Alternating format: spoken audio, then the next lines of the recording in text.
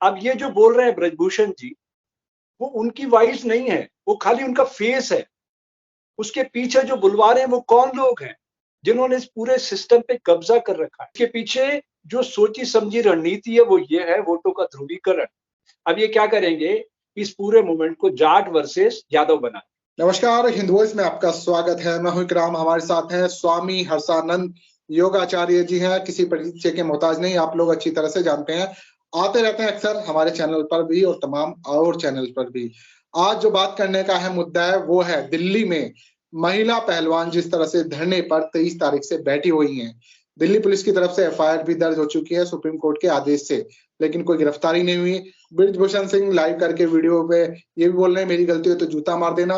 तमाम तरह की खुद की भी लाइव वीडियो उनके आ रही है, इंटरव्यू आ रहे हैं टेलीविजन पर, लेकिन उन पर कार्रवाई नहीं हुई। और इस तरह से दुर्व्यवहार पिछले दिनों पहलवानों के साथ देखने को मिला, वो किसी से छिपा नहीं है। तो ऐसे में कानूनी पहलू क्या है, आखिर क्यों गिरफ्तारी नहीं हो पा रही है और इस गिरफ्तारी के पीछे होने की वजह क्या चुनाव है, क्योंकि 2024 हमारे सामने है और अगर गिरफ्तारी हो जाती है तो उस पर भी बात करेंगे। स्वामी जी, आप बताएं जरा, आप किस तरह से देख रहे हैं इस आंदोलन को? आप तमाम आंदोलन से जुड़े रहे हैं, किसान आंदोलन हो, एनआरसीसी हो, सब में आपने भूमिका बहुत अच्छे से निभाई। इसे किस तरह से देख रहे हैं? सबसे पहली बात मैं ये कहना चाहता हूँ, जी, कोई भी महिला हो, हमारा सिस्टम ऐसा होना चाहिए कि अगर वो शिकायत करने जा रही तो उसको त्वरित न्याय मिलना चाहिए। न्याय का मतलब इन्वेस्टिगेशन होना चाहिए। आप अगर सुप्रीम कोर्ट के निर्देश पर एफआईआर करेंगे और वो भी क्लब कर देंगे, 7 महिलाओं की रिपोर्ट को आप 2 एफआईआर में कन्वर्ट कर देंगे, इसका मतलब साफ साफ लगता है कि आपकी नीयत साफ नहीं। और मैं ये कहना चाहता हूँ, अगर हमें लोकतंत्र को विकसित करना तो इन चीजों को समझना पड़ेगा। जैसे ये महिलाएं कहाँ से आई है? हरियाणा से। हरियाणा की आबादी कितनी है? सारी मुश्किल से 3 करोड़। और यूपी की आबादी कितनी है? 30 करोड़। 10 गुना आबादी। वहां कितनी सीटें हैं लोकसभा की? 8। और यहाँ कितनी है? सॉरी, हरियाणा में 10 और यहाँ है 80। 8 गुना सीटें हैं यूपी में। तो ये सारी राजनीतिक चौसर पे जो खेल चल रहा है, इसको समझ। मैं डे 1 से किसानों को कहता था कि आप जो मेन स्ट्रीम मीडिया, इसको ब्लैंक करो, खाली कर दो इसको। ये आपको बदनाम करने की साजिश कर रहा है और आप सोशल मीडिया को बड़ा करो। फिर मैं याद दिलाना चाहता हूं मेरे खिलाड़ी बच्चों को कि देखिए, इस आंदोलन के जरिए आप समाज में खाली सूचना फैला सकते हैं, न्याय के लिए तो आपको न्यायालय की शरण में ही जाना पड़ेगा। तो जो सिस्टम है, उस सिस्टम को आप जब तक नहीं समझेंगे तब तक आप इस युद्ध को नहीं जीत सकते। ये एक धर्म युद्ध है। धर्म युद्ध का मतलब है लोकतंत्र को स्थापित करना, और लोकतंत्र के लिए हमें बहुत गहराई से, बहुत सूझबूझ से कदम बढ़ाना होंगे। मैं कोई आंदोलन जीवी नहीं हूं, आप समझिए। मैं हर उस बात का विरोध करता हूं जो लोकतंत्र को कमजोर करती है, ये लोकतंत्र की जड़ों पे तेजाब डाल रहे हैं। अब ये जो बोल रहे हैं ब्रजभूषण जी, वो उनकी वॉइस नहीं है, वो खाली उनका फेस है।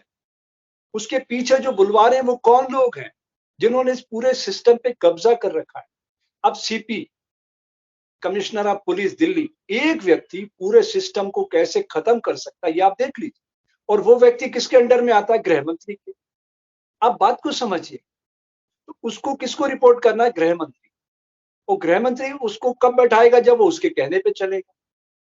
तो देश से कोई मतलब नहीं है, जनता से कोई मतलब नहीं है, न्याय से कोई मतलब नहीं है। इनका मतलब है अपने व्यक्ति को खुश करना जो इनको पोस्ट पे बैठा के रखे। इनको ये क्यों लाया जाता है ऐसे सिस्टम में, इसको समझना हो। मैं हमेशा से कहता रहा हूं, ये जो आईएएस, आईपीएस, आईआरएस आते हैं, ये 15-15 लाख बच्चों की भीड़ में से निकल के आते हैं, प्रतिभा संपन्न है। लेकिन हमारा जो सिस्टम है वो उसमें पावरफुल नहीं है। पावरफुल ये लोग हैं, गुंडे मवाली, जिन्हें आप अपना एमएलए एमपी चुनते हैं। तो जड़ों में बदलाव करना पड़ेगा। सिस्टम करप्ट है हमारा। जब तक अच्छे जनप्रतिनिधि नहीं चुनोगे, ये सिस्टम बदल नहीं सकता। अब आप बताइए, ये बच्चे जो अपने प्रतिभा के दम पे दुनिया में इन्होंने भारत का तिरंगा लहराया है, आज ये बच्चे सड़कों पे बैठे रो रहे हैं, तो उनकी आवाज सुनी जा रही? किसी के कान पे जू रेंग रही? क्यों नहीं रेंग रही है? क्योंकि ये मैनेजर लोग हैं। अगर ये पॉलिटिशियन होते ना, तो ब्रजभूषण जी को और इन बच्चों को दोनों को सामने बैठाते और दूध का दूध, पानी का पानी हो जाता। मेरा ये कहना है, पुलिस को एफआईआर करना चाहिए, इन्वेस्टिगेशन करना चाहिए। अगर ब्रजभूषण जी सही है, मान लो, एक पक्ष, तो 182 में उन पे कार्रवाई हो जाएगी, उनको जेल भेजो ना बच्चों को, अगर वो झूठी रिपोर्ट करा रहे हैं। लेकिन अगर वो सही रिपोर्ट करा रहे हैं तो ब्रजभूषण जी से आप इस्तीफा लीजिए रेसलिंग फेडरेशन से और उनको अरेस्ट करवाइए। कानून सबके लिए बराबर होना चाहिए और उसका वो दिखना भी चाहिए प्रदर्शन कि हाँ कानून सबके लिए काम। देखिए छोटे मेरा कहना है कि साफ साफ मुझे साफ साफ साजिश नजर आती है, क्योंकि अगर ये 7 रिपोर्ट होती, मेरा ये कहना है कि अगर आपने कोई क्राइम किया 10 जगह, तो 10 जगह अलग अलग क्राइम का रिपोर्ट होगा ना। FIR 10 जगह होगी, वो क्लब थोड़ी हो सकती है कि एक ही व्यक्ति 10 जगह क्राइम कर रहा तो एक ही क्राइम रिकॉर्ड किया जाएगा। ऐसा नहीं होता है। और पुलिस का जो रोजनामचा है इसको हमें समझना चाहिए। पुलिस के रोजनामचे के मायने क्या है? इस देश का जो संविधान है ना, 2 लोग चला रहे हैं, पटवारी और थाना प्रभारी, बस। और थाना प्रभारी कितना बड़ा पद है ये आप जानते हैं। एक IPS उसको बोलेगा, आप देख रहे हो ना ये आप सारे मूवमेंट को, मैं देख रहा हूँ, वॉच कर रहा हूँ इन चीजों को, ये क्या चल रहा है। और इसके पीछे जो सोची समझी रणनीति है वो ये है वोटों का ध्रुवीकरण। अब ये क्या करेंगे, इस पूरे मूवमेंट को जाट वर्सेस यादव बना। आप उसके पूरे बयान सुनो ब्रजभूषण जी, मैं जी शब्द लगा रहा हूं, मैं उसका अपमान नहीं कर रहा हूं, क्योंकि उसको जनता ने चुना।